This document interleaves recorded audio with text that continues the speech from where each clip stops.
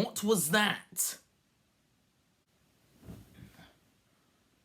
Oh yeah, it's 2023. And I haven't even opened my presents yet.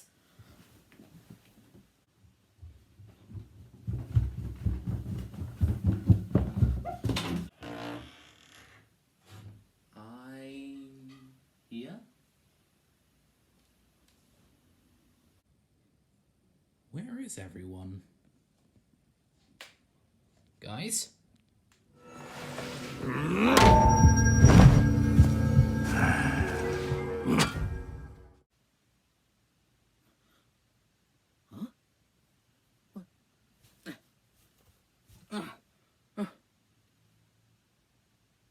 Hey, this is my cellar! Well, guess I can't escape and there's no one here at the moment. Let's talk about Hello Neighbor 2. On the 8th of December 2017, a game called Hello Neighbor was released. Published by TinyBuild and developed by Dynamic Pixels, now known as Eerie Guest Studios, the game was about sneaking into your creepy neighbor's house to find out what he's hiding in his basement. The twist, though, is that the neighbor is controlled by an advanced AI that learns from your every move. The game was a massive financial success, despite its bugs, cough cough, and the series continued to expand from that point, with spin-offs like Secret Neighbor and Hello Engineer, as well as other media like books and board games. We aren't talking about any of those today, though.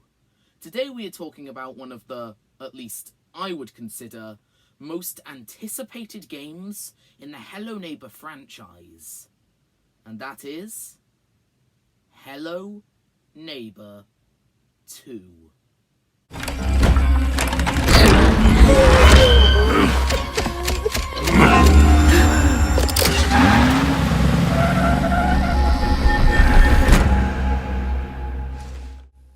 Hello Neighbor 2 was announced on the 23rd of July 2020 through a mysterious teaser livestream on the TinyBuild YouTube channel. It is, if you couldn't guess from the title, the official sequel to the original Hello Neighbor game. The main concept was that it was going to be a more open-world Hello Neighbor, with not one, but multiple different neighbors to tackle, all which act differently and learn from the entire community as a whole in a neural network.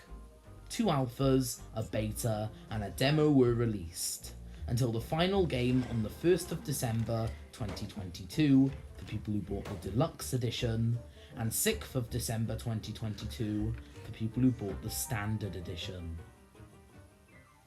Quick spoiler warning, by the way, since this game is quite recent, and I don't really want to ruin it for new players. This is an entire story summary of Hello Neighbor 2. So if you were maybe planning to get this game and just wanted to know my thoughts on it, for whatever reason, then I recommend you skip this part, as it spoils the entire main story for Hello Neighbor 2. Hello Neighbor 2 begins with Quentin, a journalist who is sent to the town of Ravenbrooks to investigate the missing case of Nikki Roth, Maya Peterson, and Aaron Peterson. While investigating, though, he catches Mr. Peterson, a suspect, red-handed as he drags Aaron back into his house. Quentin takes photos of the answer being seen right in front of his eyes, until Mr. Peterson notices him and comes back out of the house with a shovel. Quentin starts his van back up and drives off, just before Mr. Peterson could get him. A mysterious bird creature then runs in front of the van, causing Quentin to panic and crash into the barn. Quentin gets out of his busted up van and leaves the barn, to then get knocked out by Mr. Peterson, who takes the evidence. Quentin then wakes up in his office, knowing what he has to do. Quentin returns to Mr. Peterson's house to see that he has run off, with the police now investigating. The police don't like Quentin reporting at the scene of the crime, though, so he is forced to sneak in instead. Quentin gets into Mr. Peterson's basement to find a pillow fort and board games, which is pretty self-explanatory, as well as a newspaper hinting to where Mr. Peterson could have gone, taking Aaron with him. Quentin leaves the basement and a paper aeroplane flies into his hand, being a missing poster for Aaron with "Help Me" written on it.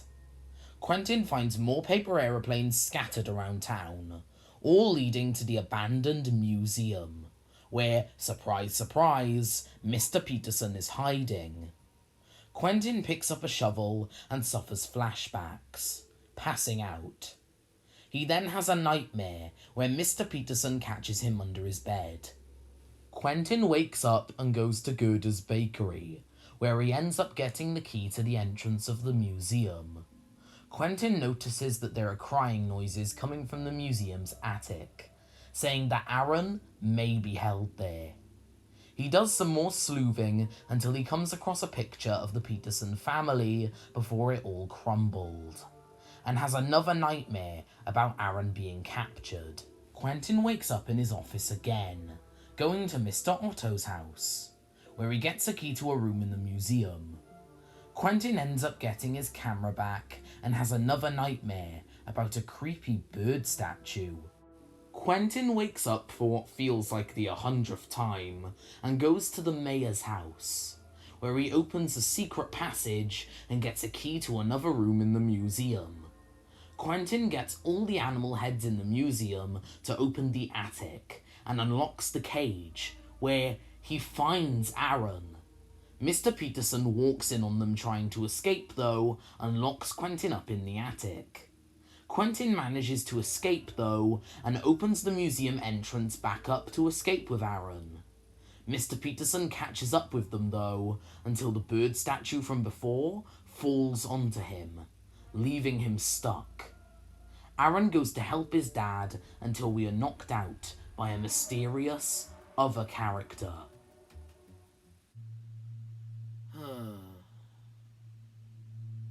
Next is the gameplay, which has been widely improved and expanded on. When Hello Neighbor 2 was first announced, from the start it was evident that Eerie Guest wanted to try something new with the concept. With a vast open world, creative ways to solve things, and a neural network that would challenge players by forcing them to create new paths and strategies in every attempt at breaking into their creepy neighbors' houses, it was looking bright.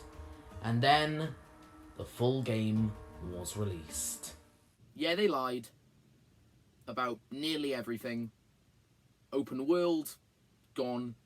Neural network, barely exists.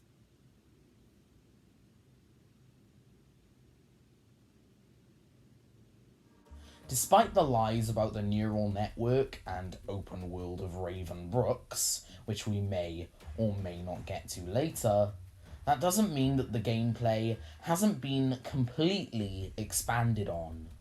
The mechanics in this game have been nearly completely reworked, to be honest, which personally I think is a good thing. The original Hello Neighbor, which this game is meant to expand on, had a lot of criticism for its janky physics and gameplay, which a lot of players, including me, agree that they kind of ruin the experience from time to time, if you can even call it that. This time around, though, there are completely new gameplay mechanics in this new entry, including old ones that have been reworked to be less janky. One of the most important and definitely noticeable new mechanics is vaulting, which can help you climb to new areas. It isn't janky most of the time, nowhere near the amount of Hello Neighbor when running into trash cans or skateboards, but still messes up sometimes.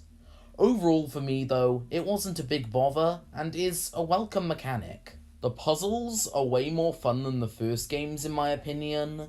They're pretty much what I said about the betas, which was, the puzzles, at least judging from the beta, are definitely better in my opinion.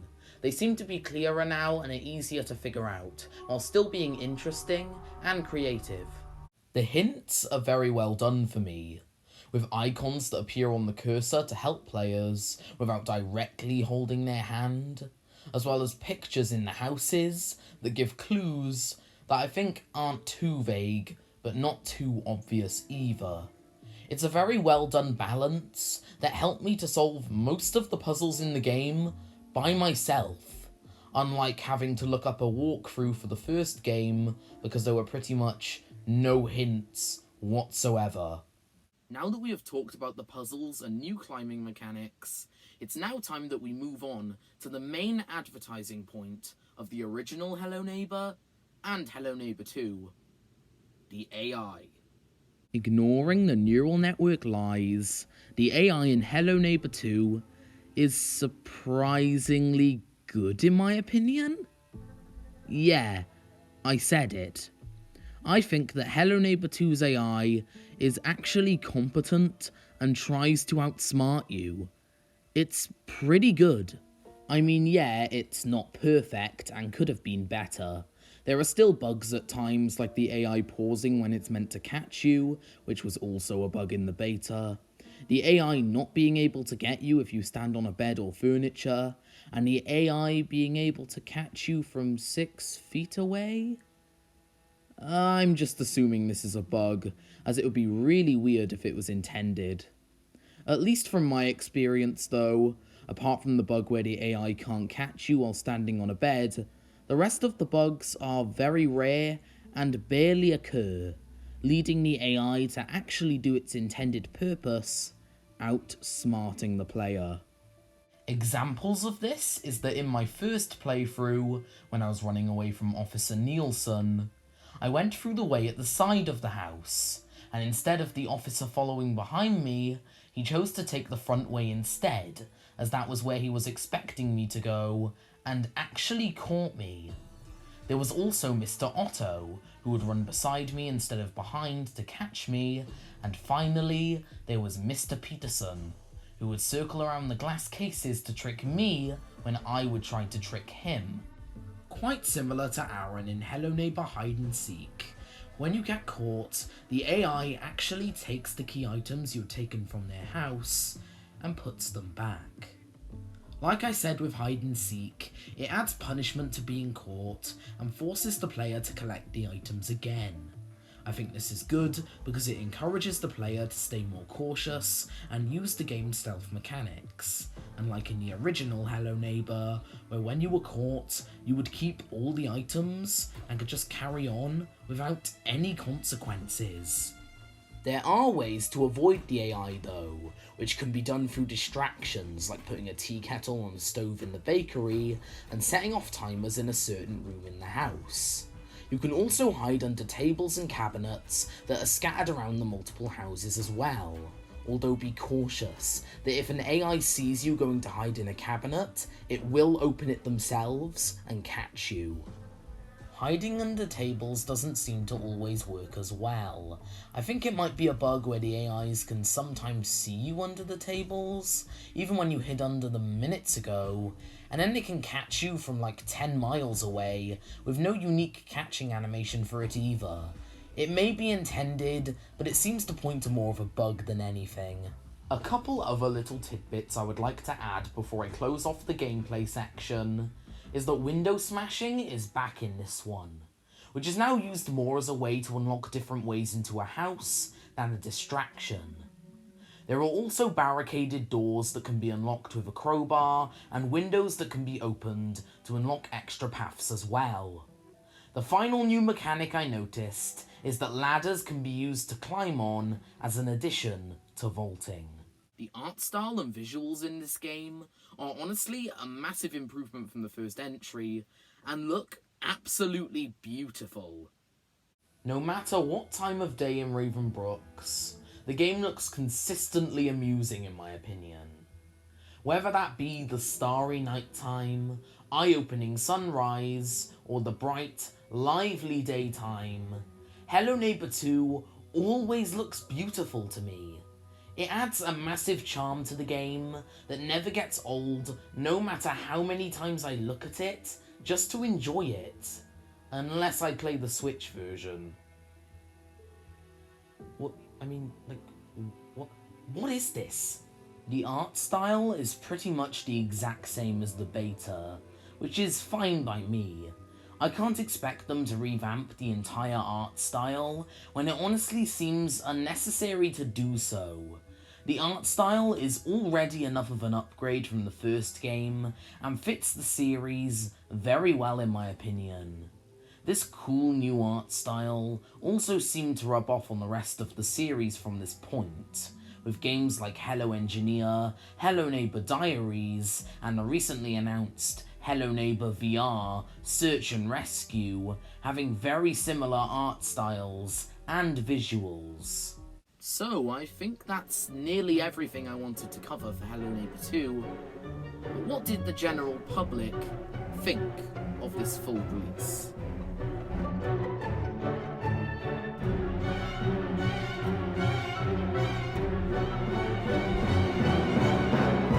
Behavior may change and surprise you.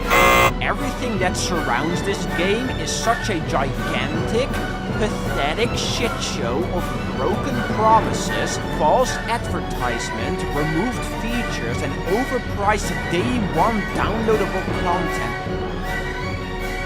What? That's the end? What? They just straight up pulled an Ubisoft Watch Dogs moment where they revealed such a big chunk of gameplay, but all of it is either heavily scripted or just straight up fake. And nothing of it is in Hello Neighbor 2. The town of Raven Brooks is known for a few things. Storms, crows. To you guys. I'll leave that one to you. What is going on? What do you mean? Is that the full game? Yeah, if you couldn't already tell, the general public were very disappointed with Hello Neighbor 2. But not for the reasons you would normally think. From what I heard in multiple reviews for Hello Neighbor 2, is that a lot of people genuinely thought that it was quite a competent game, that heck, they even enjoyed at times. I mean, the YouTuber Sheep Rampage, which criticised Hello Neighbor 2 quite a lot before release, actually ended up enjoying the final game, but still agreed with the main criticism of the game from many people, which we will get to now: the false promises. If you were paying attention earlier, you may have heard me say this. Yeah, they lied about nearly everything. Open world, gone. Neural network, barely exists. Where I mentioned the lies that were told while Hello Neighbor 2 was in development. Going more in depth though, these lies started from the initial announcement of the game, that being the open world. From the announcement of Hello Neighbor 2, the first main selling point was that players were not going to be restricted to one house like the original.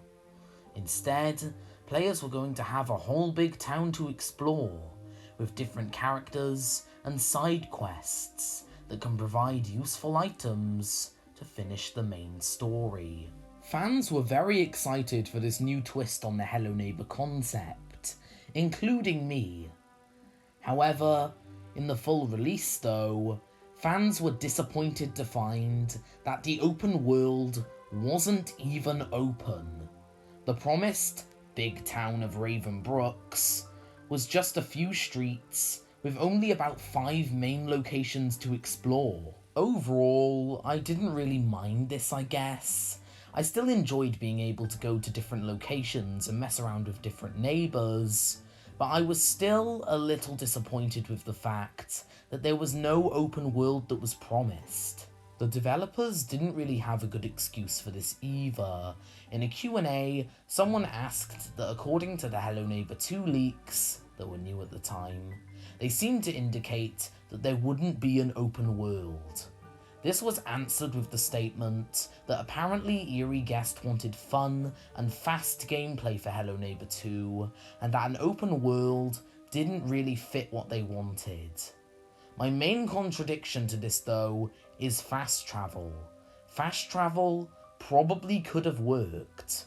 If you don't want players to take a long time to get somewhere, Just add fast travel to the game. It's that easy. I mean, there were sounds in the beta files that hinted to a fast travel system, so why couldn't they have added it? If you didn't think that was enough to boil a lot of Hello Neighbor fans' blood, well, the open world wasn't the end of the lies told. There was also a neural network, supposedly planned for the game, which was meant to learn not just from one player, but every player. The entire community's actions as a whole will be applied to one smart AI. Pretty much all fans who heard about this were very excited, but looking back, I don't think it was actually that good of a concept. For example, imagine you just started getting into the Hello Neighbor series and started playing Hello Neighbor 2, say, 5 years after it was released. If the neural network existed, it would have already learned so much that this may prove way too overwhelming for any new player to the game, who may see this as unfair because the AI won't give the players enough time to strategize and think. However, as I said before, the neural network was, of course, another lie made to hype the game up. In fact, a couple days before the release of Hello Neighbor 2, the description of the game on Steam was actually changed to never mention the neural network, with it being changed to just say that each neighbor was an advanced AI.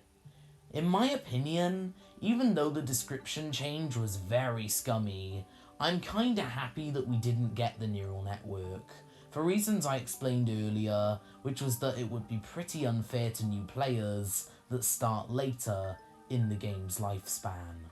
So, those were genuinely the two main selling points of Hello Neighbor 2 that were complete lies to, I guess, just get more people to buy the game.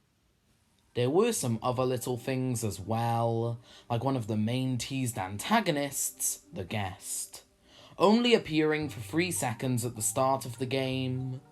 Another character that was teased up to the release of the full game that only appears once as well, among other things.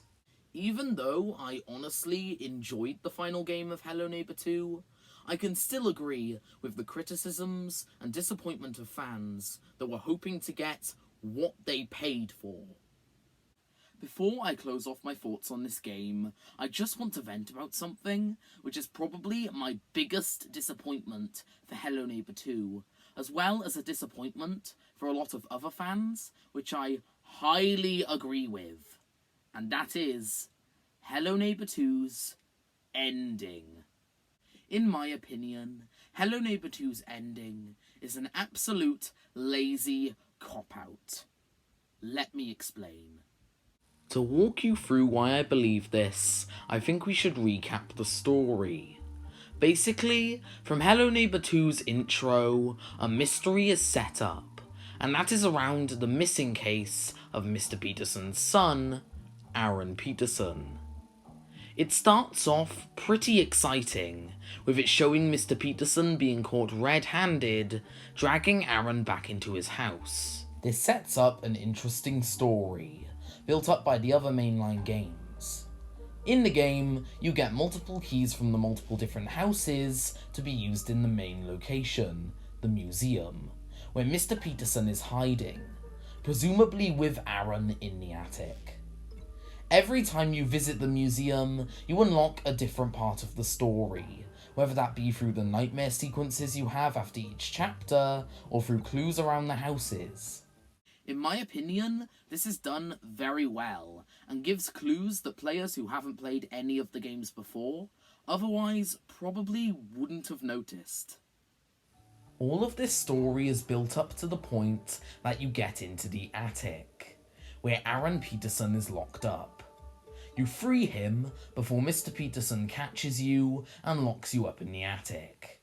You end up getting out though and unlock the entrance, which is where the ending comes in.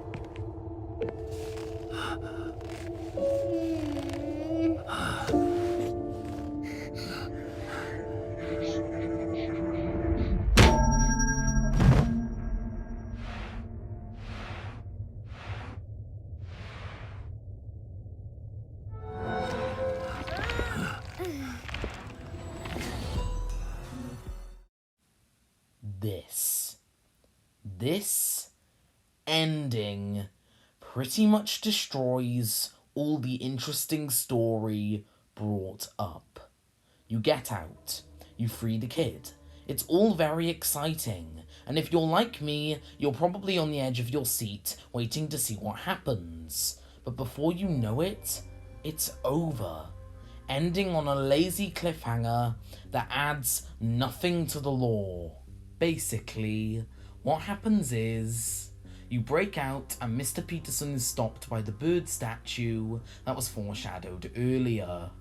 Aaron then goes to help him, which me and a lot of other players were kinda confused by, but he is still his dad at the end of the day, I guess. And then we are knocked out by a mysterious figure and are dragged away. And then it just ends. I mean, what? Now, I may be leading you to think that I hate all cliffhangers, but this is not the case. I really like a cliffhanger, but only when it is done right. For me, a cliffhanger is done right when it is necessary, interesting, and adds to the story. This cliffhanger pretty much does none of that. It's highly unnecessary, only a little interesting, for me at least, and adds pretty much nothing to the story. It just doesn't make sense. To go into more detail, it's unnecessary because there was barely anything building it up, and I could think of a way better ending, even if it is typical. Mr. Peterson could have still gotten stuck, as it was foreshadowed earlier and could have just happened without foreshadowing anyway. Quentin and Aaron could have then escaped, and Aaron could have been given to the police for questioning and to be brought to a safe home. Quentin then could have just moved on with his life, maybe moving out of Ravenbrooks and back to his usual home. This would have been a satisfying ending that would conclude the story of Aaron Peterson that was built up from the first game. This doesn't mean that Mr. Peterson's story can't still be continued though. Another idea I have is that maybe there could have been a post-credit scene or just something in the ending that shows that Mr. Peterson got out of the museum and ran off again, to go hide in maybe the amusement park, which would be a nice connection to Hello Engineer when he starts doing the time loops to bring his family back, or just any other abandoned place in Ravenbrooks. This could have been such an easy turnaround that would have made the ending somewhat fulfilling, especially for fans like me who have been there since the start of the series. The ending would have also been interesting, which leads me to my next point. The ending is only a little bit interesting in my opinion, and that is with the man who knocks us out at the end. Who is he? A member of the Forest Protector cult? That was teased throughout the game, by the way. A member of the Peterson family tree, helping Mr. Peterson cover it up? This weird guy from the pre-alphas? There are a ton of possibilities here. But with how much of a cop-out, lazy ending this seems to be, I doubt they will do anything with the character. And even if they do, it's only a little interesting to me, and I would rather have had a better ending than this. My final point is that this ending pretty much adds nothing to the lore, or story for that matter. All of the build-up from the start to us breaking out with Aaron is thrown out the window. We go from making so much progress in the mystery, finding out things about Mr. Peterson's family, getting so close to freeing Aaron, and then it just kinda ends with a stupid cliffhanger that wasn't needed. It adds literally nothing to the story, especially if you're someone who already knew all the things that were clued throughout the game for new players to find. All of the development of the story in the game just becomes irrelevant because of that one cutscene. It's all just so disappointing. It's almost like Eerie Guest didn't know how to end their game, and they didn't have enough time to think of a good one, so they just made a last-minute, lazy one and just said, ship it. Okay, that's enough venting from me. Besides, not all hope is lost, since Tiny Build has confirmed that they have big plans for updates. In fact, PC players are already getting weekly content that's restoring stuff that wasn't there on release. Also, according to Alex Nichiporchik, the CEO of Tiny Build, as the updates go on, they hope to finish the story as it was intended, and will add multiple endings, as well as lost content, like the guest, and other things that were part of the original, cooler idea. All I can say for future updates, though, is this. Eerie Guest, please don't mess this up. This can make or break Hello Neighbor 2. You can fix this if it is done right. Please don't mess it up. Anyway, I think that's it for my review on Hello Neighbor 2. Despite the criticism, overall, I really enjoyed Hello Neighbor 2. I really liked it, and I think on its own, ignoring all of the lies and disappointment, it's probably one of the best Hello Neighbor games yet, at least in the gameplay, which I think they nailed with all of the improvements. Anyway, Anderson? Actually, that was really obvious in retrospect. Now look here, Charlie Matthews. You may think you're so high and mighty in my house. Well, I'm tired of this little game. I'm taking you to court. What?